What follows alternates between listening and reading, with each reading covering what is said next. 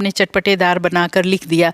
तो ओशो को लोग बहुत सुनते हैं, तो ओशो के बारे में मैम के क्या विचार? ओशो को पढ़ने वाले भी बहुत सारे लोग हैं और ओशो तर्क से अपनी बातों को समझा भी ले जाते हैं। आप लड़ाई झगड़े मारपीट प्रेम कहानी या अपराध ये सब आप फिल्म ये जो आजकल वेब सीरीज आ गए हैं, लोग उपन्यास का नाम तो नहीं जानते। अश्लील लेखन करके या अपने किसी कच्चे अनुभव को जब आप ओरिजिनल होंगे, आप मौलिक होंगे, तब आपकी पहचान बनेगी। अच्छा, कुछ लोग ये भी सोचते हैं कि लेखिका जो होती हैं वो भी लिखती हैं, तो उनके भी कोई फेवरेट लेखक होंगे आप? हाँ, चीन के ग्वांगतुंग विश्वविद्यालय में भी मेरा उपन्यास आदि शंकराचार्य पर जो केंद्रित है। हमारे साथ प्रख्यात लेखिका नीरजा माधव जी हैं, जिनकी नई किताबें कुछ आई हैं, उनके संदर्भ में हम बात करेंगे। मैम, अपनी किताबों के बारे में पहले बताइए।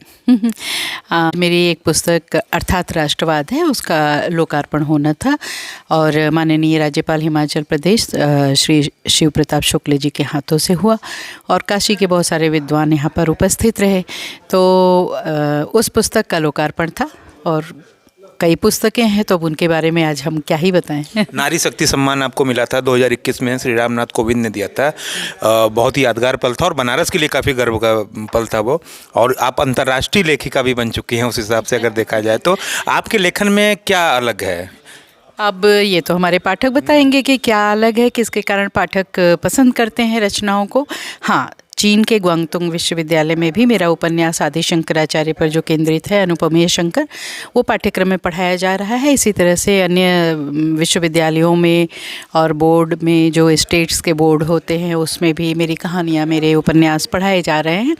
तो निसंदेह राष्ट्र के लिए लिख रही हूँ या अपनी नई पीढ़ी के लिए संस्कारित करने के लिए, उनको उनके भीतर मूल्य डालने के लिए, उनको अपनी संस्कृति और परंपराओं से परिचित कराने के लिए लिख रही हूँ। तो जब उन विद्यार्थियों तक, उस नई पीढ़ी तक बातें पहुँचती हैं तो मुझे अच्छा लगता है, तो लगता है कि लिखना सार्थक हो गया। अच्छा, कुछ लोग ये भी सोचते हैं कि लेखिका जो होती हैं वो भी लिखती हैं, तो उनके भी कोई फेवरेट लेखक होंगे। आपके कौन है? ऐसा कुछ नहीं होता है कि कोई फेवरेट लेखक होगा तभी लिखेंगे। हाँ, लेकिन जैसे आपको बचपन में प्रेरणा मिली हो और आप लेखक बनना चाहिए। महादेवी वर्मा की कविताएं मैं पढ़ा करती थी और उनकी कविताओं में जो गहराई है, जो रहस्य है, जो दर्शन का तत्व छिपा हुआ है, मैं दर्शन शास्त्र की विद्यार्थी भी रही हूँ, तो मुझे उनकी कविताएं बहुत आकर्षित करती थीं। लेकिन उनकी तरह से मैं कविताएं नहीं लिख पाई। मैं उपन्यास, कथा, कहानी इसकी ओर मुड़ गई। फिर ललित निबंध में लिखने लगी। ललित निबंधों के लिए पंडित विद्यानिवास मिश्र जी का बहुत स्नेह, बहुत आशीर्वाद मुझे मिला था। अब के जो लेखक आ रहे हैं उन्हें क्या सलाह देंगे आप? किस तरह से क्या सलाह देंगे? आजकल के जो नए लेखक हैं आ रहे हैं, उनमें एक जल्दबाजी है।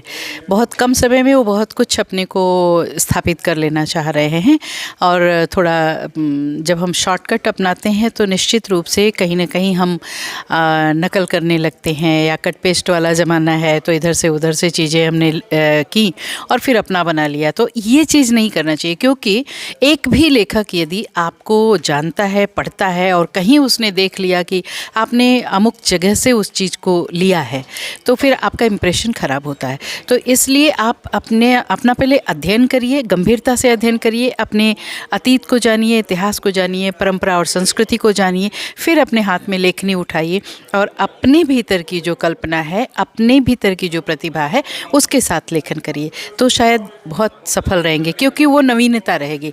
अनगढ़ होने का भी अपना एक सौंदर्य होता है। कभी ये मत डरिए कि हम पंडित विद्यानिवास मिश्र क्यों ना हो गए, क्यों हम महादेवी वर्मा नहीं हो गए, या हम जयशंकर प्रसाद क्यों नहीं हो गए। आप जो हैं आप वह बने रहिए।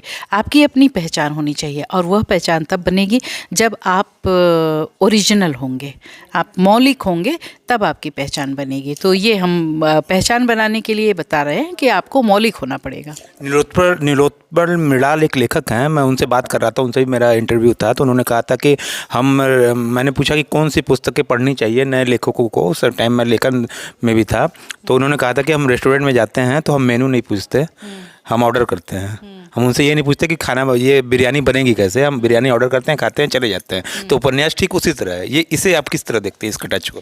अब उनका देखने का अपना दृष्टिकोण है, मेरा अपना दृष्टिकोण है। हमारे राष्ट्र के सामने जो जो विसंगतियाँ हैं, जो चुनौतियाँ हैं, हमें तो पहले उससे उद्वेलित होना पड़ेगा, उसके बारे में सोचना पड़ेगा।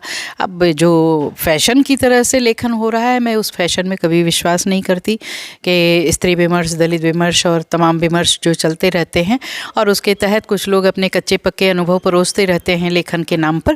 तो मैं उससे बिल्कुल सहमत नहीं हूँ। हमारे राष्ट्र के सामने, हमारे समाज के सामने तमाम चुनौतियाँ हैं, तमाम मुद्दे हैं। हमको उन मुद्दों पर ध्यान देना चाहिए और अगर हम लेखनी उठा रहे हैं तो हम कुछ सार्थक लिखें, मेरा ये प्रयास होना चाहिए। और न जाने कितने मुद्दे हैं। चीन के साथ हमारे जो संबंध है, टकराहट भरे संबंध है, या तिब्बत की आज़ादी का मामला है, चाहे पाकिस्तान जिस तरह से हमारे यहाँ आतंकवादी घुसपैठियों को भेजता रहता है, समय समय पर हमारे जवान किस तरह से मुठभेड़ करते हैं, तमाम तरह की घटनाएं होती हैं। तो हम लोगों के सामने तमाम विषय हैं, लिखने की आवश्यकता है, ईमानदारी पूर्वक लिखने की आवश्यकता है। और ये कि हम केवल फैशन के चक्कर में या हम इस तरह के दृष्टांत दे दें तो वो ठीक नहीं है। अंतिम सवाल लूँगा। आजकल के पाठक जो है पाठकों को मतलब जो लेखक हैं वो पाठकों को खींचने के लिए लेखन में ग्लैमर डाल रहे हैं, जैसे चेतन भगत वगैरह हो गए, इस तरह के भी उपन्यास लिखे जाते हैं ताकि पाठक उन्हें पढ़े।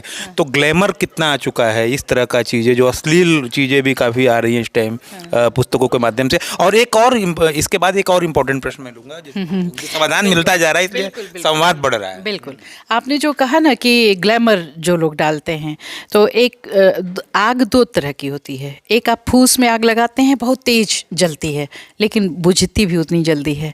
लेकिन एक जो आग होती है, यज्ञ कुंड में आप देखिए या ऐसे अग्नि प्रज्वलित आप करते हैं तो वो धीरे धीरे प्रज्वलित होती है और प्रकाश फेंकती है, जिसको ठंडक लग रही है उसको ऊष्मा प्रदान करती है।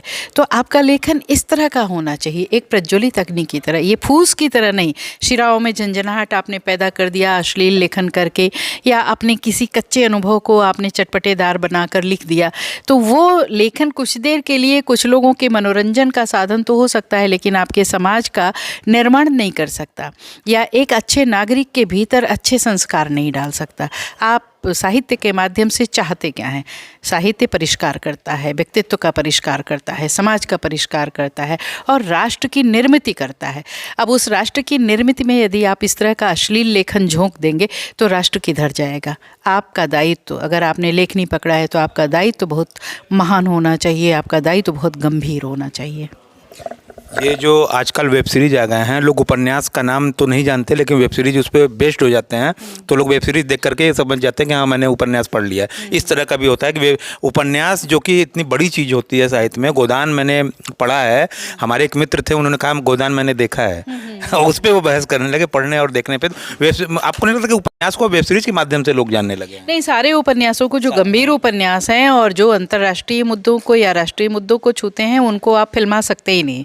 आप स्टंट फिल्मा सकते हैं, आप लड़ाई झगड़े, मारपीट, प्रेम कहानी या अपराध, ये सब आप फिल्मा सकते हैं।